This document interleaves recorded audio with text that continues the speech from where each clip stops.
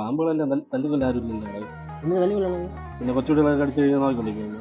അത് ചൂട് സഹിക്കാൻ വയ്യാതാണ് കാട്ടിൽ നിന്നൊക്കെ പുറത്തിറങ്ങി പറഞ്ഞത്. ആരെയും കൊത്താനും മറക്കാനും തലയിലും പുതപ്പിനിടയിലൊക്കെ ഇരുന്ന്. പിന്നെ അതിന് തണുക്കൂല, ചൂടെടുക്കൂല, തണുപ്പ് വേണ്ടേ? ആ അണ്ണാ, വഴിയിൽ അവിടെ ഒരു പാമ്പ് കാണും. എവിടുത്തെ അണ്ണന്റെ വീട്ടിൽ പോണ വഴിയില്ലേ, അതിന്റെ അവിടെ ഒരു തെങ്ങുണ്ട് വലുത്, അതിന്റെ അടുത്ത്. നിനക്ക് അവസാനം സാധനം കിട്ടിയെന്നെ പോവാം.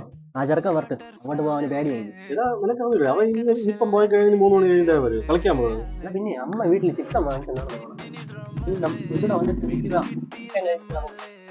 കുഴപ്പമില്ല, ഇനി ആദ്യം പോയി ആ പാമ്പ് എന്നിട്ട് തന്നെ വിളിച്ചാൽ എപ്പോഴത്തേക്കും ഞാൻ അങ്ങോട്ട് നിനക്ക് പാമ്പിനെ പേടിയല്ലേ? ആ കീടത്തിനെ കണ്ട് ഞാൻ എന്തിനു പേടിക്കുന്നത്?